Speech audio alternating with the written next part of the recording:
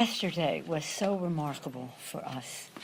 It was historic, it was inspiring to hear President Zelensky give his impassioned presentation. First, as you saw, in Ukrainian, then very explicit, heartbreaking film of what the Russians are doing to even little children in Ukraine, and then in English, his impassioned plea. It was all very, very powerful, and his leadership, he's a hero. It just was remarkable to see him. And I was so pleased that so many members, House and Senate, Democrats and Republicans, filled the House yesterday and filled the air with their applause, first to welcome him and then to appreciate what he had to say. It was quite remarkable, quite historic.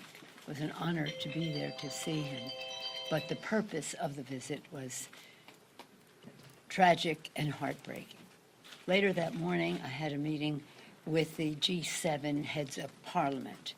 It was presided over by Germany, which heads up the G7 at this time. And it was with the G7, the parliament head of the EU, as well as Stepanchuk, who is the Speaker of the Ukraine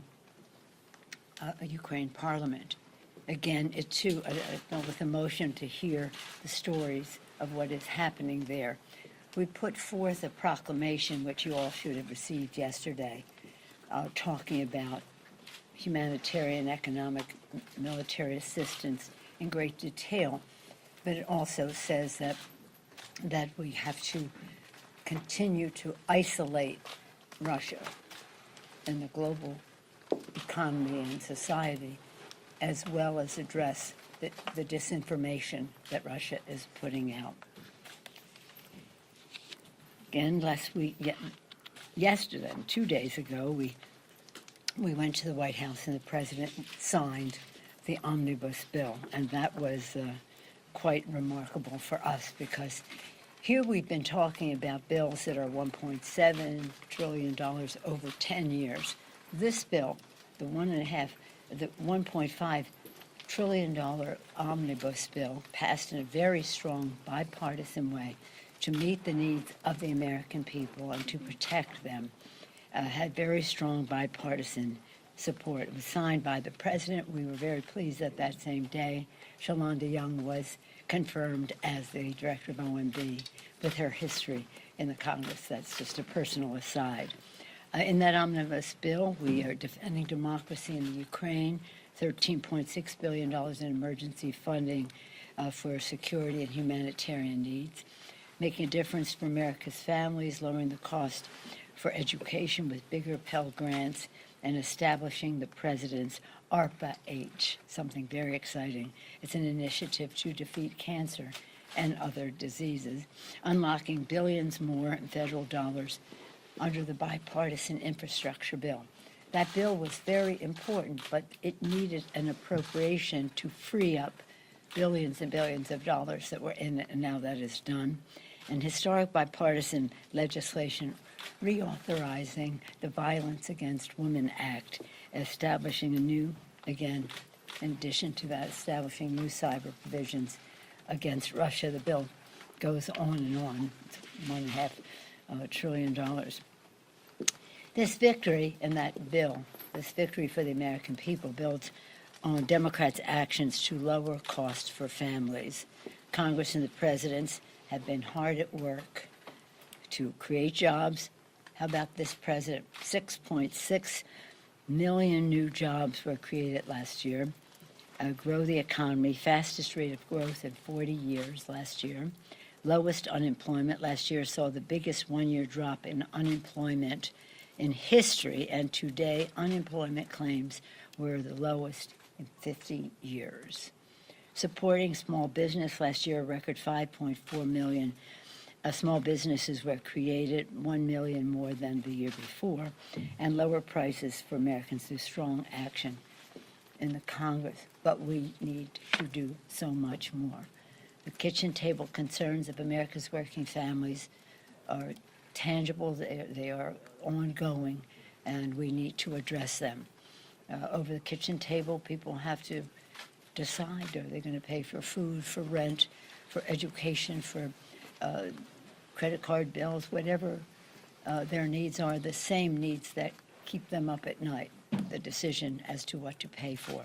So we must continue to lower costs, increase jobs, increase pay.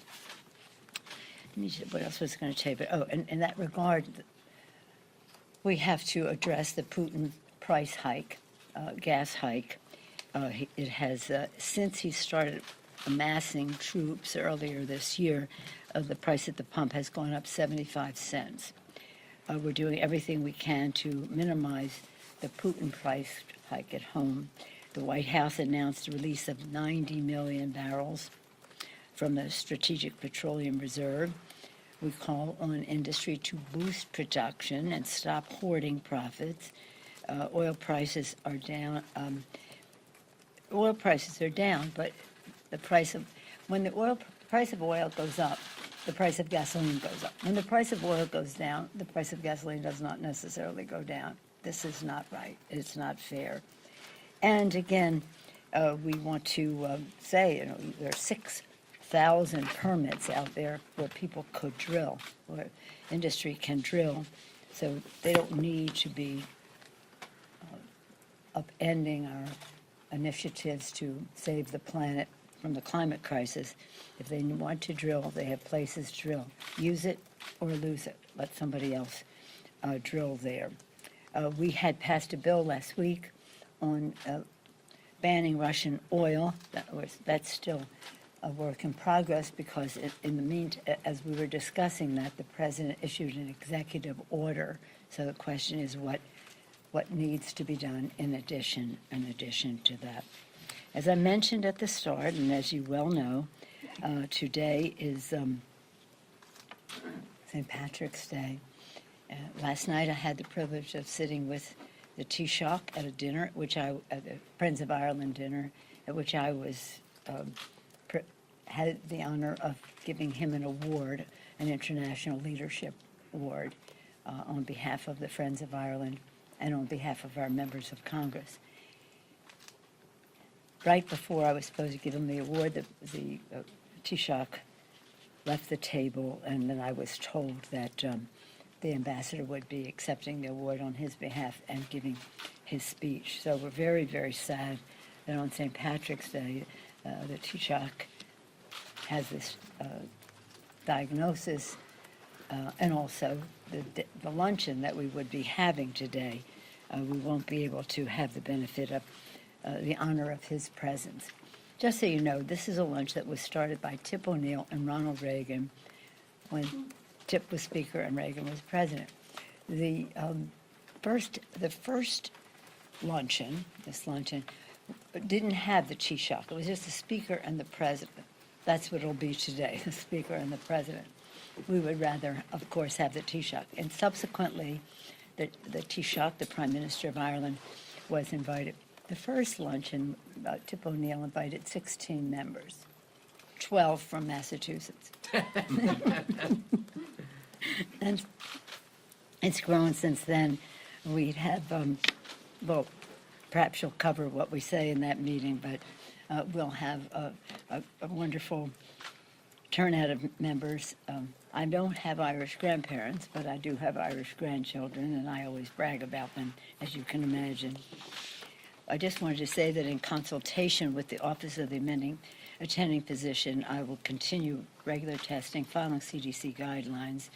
Our Friends of Ireland lunch will proceed today without the participation of the Taoiseach, in case those of you in green had any concerns about that. Any questions? Yeah, you got. We've heard from you and heard from other members, expressing the gratitude and moved by the speech by Mr. Zelensky yesterday.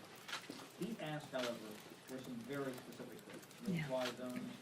He came close to almost admonishing members to say, you don't help us, we're on the precipice of history here. We hear a lot of these heartfelt messages from members saying we want to help Ukraine, but when it comes to the specific things he's asking for, Congress is not willing to do so. Can you square that? Yes, and I'm so pleased, a substantive question from Chad, oh my God. I don't have Usually it's about this, that, or the other thing. In any event, right on target, Chad, I appreciate your question. Yes, it was a very moving speech. Yes, the President Zelensky once again asked for open skies. I've had that conversation with him individually as recently at the end of last week when he asked for the presentation that we all witnessed yesterday. We're not doing open skies. And he did say, as did the speaker on this would be my third interaction with the Ukraine speaker, they know that's not, we understand your position on that. These are the things we need otherwise. It just seems very clear that, let me back up for a second and just say, President Biden has done a masterful job in managing this situation in a way that is collaborative, not condescending or dictating, but collaborative. The unity of the G7, not only the G7, but the NATO alliance has been remarkable to behold. They are all unified with how we go forward. And how they are unified on how we go forward is that we are not going into Ukraine. It is not an Article 5 situation.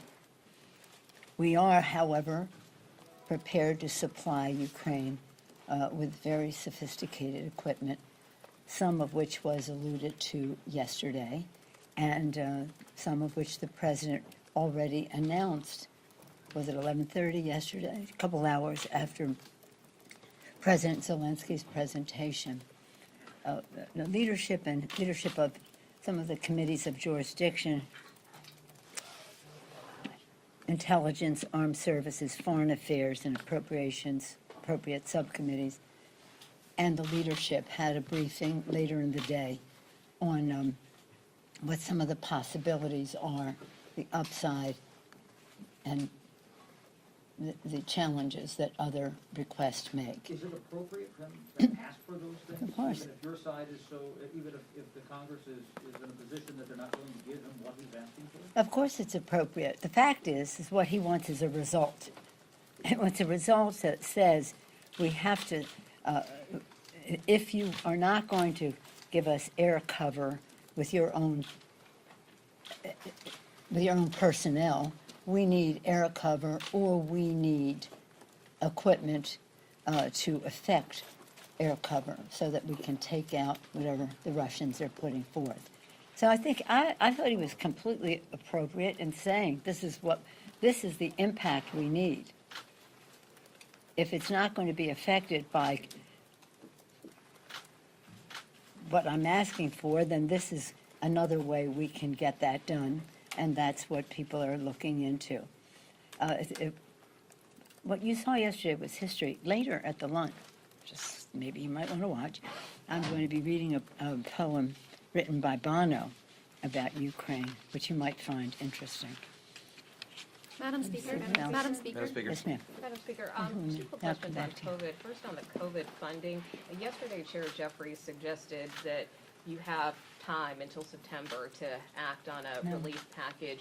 Is that your view? Are you going to take your time with this, or do you want to do something sooner rather than later? And then just with respect to the dinner last night, can you say roughly how long you were sitting next to the T-SIG, and do you have any concerns about your health at this point? No, I don't, and I get tested almost every day anyway because, says she immodestly, many times I see the president, and you have to be tested to do that, and really for the safety of my colleagues with whom I come in contact. The Taoiseach had on a mask when he sat down, but then when he started to eat, he took off the mask, and then was right during the appetizer. They called him aside. We didn't know why. But then sometime later, when it was my turn to speak, they told me how we would proceed, that he would not be speaking. So I wasn't measuring it minutes, but part of it was masked, some of it while he was eating, but it was during the appetizer that they took him away. I don't see, I think we need all the money we can get to have the resources that we need to fight COVID. The last thing we need is another variant. The resources that we would have had in the bill, I think, need to be enhanced now because we're another week later and we still don't have it. Because you know the history. In the beginning, we had these therapies which were the vaccines which were in sub-zero ice temperature, ice protection with a short shelf life. And that was a fragile therapy, but it worked. And now we have pills that come in a box that can last a long time. You can take at the onset if you feel a symptom, and it can prevent it from going forward. What's important about that and why we need that money is because you want to stop transmission. Transmission creates variants. Variants are different, and they present, if they are different, present different challenges. So this is nothing to mess with. I think we need even more money than the compromise was. The Republicans did not want to spend money on COVID, and they don't like the state funding. So we took some of the state funding, only half for the money. I was very disappointed, I have to be very honest with you, because we need the money to buy the pills. The pills exist, the science is there, but there's a market out there as well beyond the U.S. And we have a responsibility to other countries. So I think we have to get on with it. I respect what the distinguished chair said about, well, we have time. Well, we have a little, but we need more. The more time we have, the more money we need. You know, Madam Ms. Jacob. I just want to dig into that a little bit more on the COVID relief. This will be your package. third time. My third time, what, ask about COVID relief? Yeah. Well, it's substantive. You like substantive questions, so I just want to Yeah, make sure well, while people are dying in the Ukraine and all of that, you know. people are dying Anyway, of go ahead. COVID too. Do you plan to offset it? How do you? Yeah, we have to offset it. Mhm. You do have to offset We it. have to offset it, and that's what we'll have to go to, and I would hope that the sensitivities of those to any offset would be, the equity would be weighed as to what we need to do to save lives and livelihood and prevent the creation of a new variant. Yeah, it would be You offset. said you're disappointed.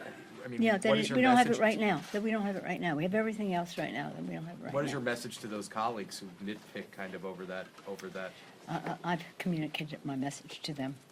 Madam Yes, Speaker, ma'am. You mentioned that you have hoped for more money in this COVID aid. Yes, The president originally requested 22.5 Yeah. billion. Have there been conversations with you and President Biden about the disappointment last week? and- no, we've been, but frankly, our conversation has been about Ukraine since then. We're happy that he signed the bill. There's so much else in it that meets the needs of America's working families.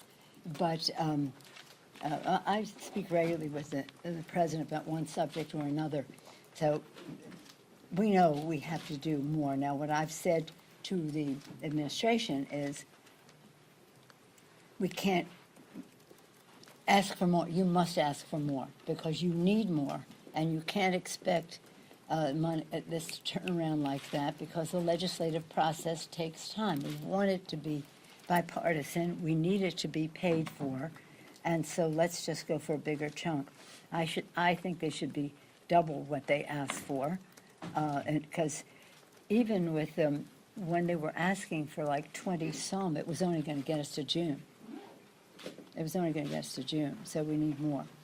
And it shouldn't even be a big conversation. We need it.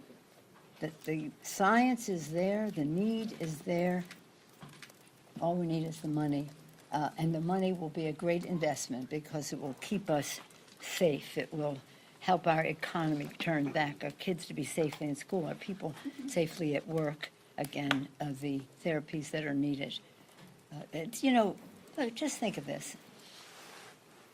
The Taoiseach of Ireland the Prime Minister of Ireland visiting the United States on for St. Patrick's Day. This is very important to the people of Ireland and the people of the United States. Meeting with the President in a bilateral way, meeting with friends in Congress, accompanied by people from, not accompanied by, but in that lunch with people and the dinner last night, people from Northern Ireland, everyone who should be in conversation on all of this. With all the protections of the Taoiseach of Ireland, he gets a positive diagnosis. Madam Barack Speaker. Obama, the former president of the United States, has a positive indication. What chance does a poor person with a big family living in a small apartment with not, working in a situation that may or may not be safe, or with people who may or may not have a pre-existing condition or a circumstance which makes them more susceptible? This is not, everything is great. If I ask this room, how many do you think we should just go on with it? Forget about it, no mask, no this, no that, let's just get on with it. There'd be some spirit of let's get to normal, right? But there'll also be people here who'll say, I have a child under 5 who's not vaccinated, I have a senior over whatever who has a pre-existing condition, I have a problem going to work under those circumstances. So we have to deal with the reality as it is, mixed. We want to move on, but we don't want to move on and leave people behind. So we need the money. So when the other side says we don't want to do COVID, well, you know what? Unless it's paid for, let's pay for it. We'll find some money to pay for it. I have one more question because we have the president coming. Madam Speaker? Yeah. Madam Speaker? I Yeah, have a right question here, about, thank with everything happening in Ukraine, it being an election year, members now open to President Biden using more executive orders, where exactly does the domestic Democratic agenda stand right now? Can anything get done before November? Plenty has been done. We passed the ARP, the American Recovery Rescue Plan, 1 year ago, and it has produced remarkable results. Remarkable results. Millions of shots in the arms, money in pockets, children out of poverty, into schools, people in the workplace. The bill is remarkable. Child tax credit and the rest. Without one Republican vote. Without one Republican vote in the House or the Senate, unfortunately. We passed a bipartisan, barely bipartisan, but nonetheless proudly bipartisan infrastructure bill to create jobs, and we unleashed some of that money yesterday, a couple of days ago, when the president signed the bill. So in terms of job creation, nearly 7 million jobs, unemployment cut in half, people off of poverty, we've done a great job. But more needs to be done, as I said before. Until the kitchen table concerns of America's working families are more safely under wraps, we have much more to do. And we have to take great pride in what we've done, as the president did in the State of the Union. He showed progress, but he gave hope because he recognized with his empathetic heart, with his empathy, that people still need concerns. So we have a lot to brag about, but we are not finished yet, and we will continue to do that work. I'm very proud of the work of our members. They are remarkable. I get a lot of compliments for the work of the House Democrats. I accept all of them on behalf of the members, because they're the ones who have done the work and had the courage to take the votes, even when there wasn't one vote on the other side. We'll continue to talk about this, I'm sure. We still want to get some things done that in our other agenda, the Build Back Better legislation. I don't know what that will be, but what it will be paid for. It will be non-inflationary.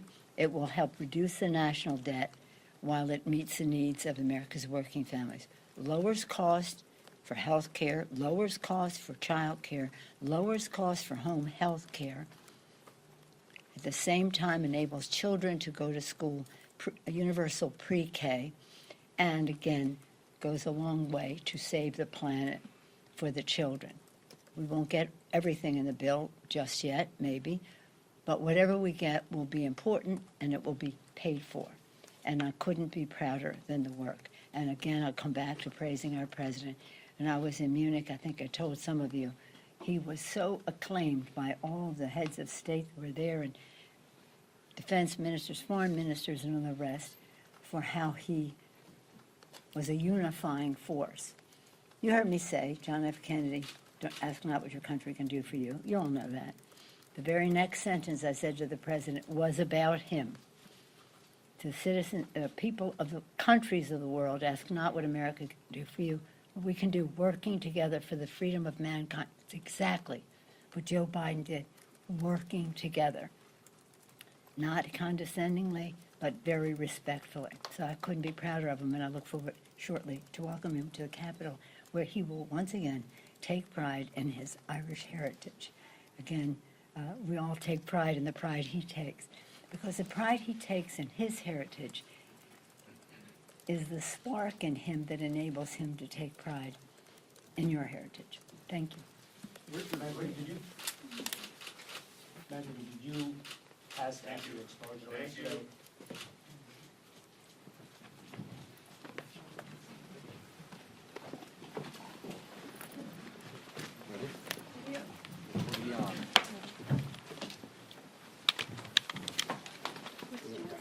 Huh? Would you? I said she tested it, because she keeps saying regular testing. Well, she wouldn't be positive anyway.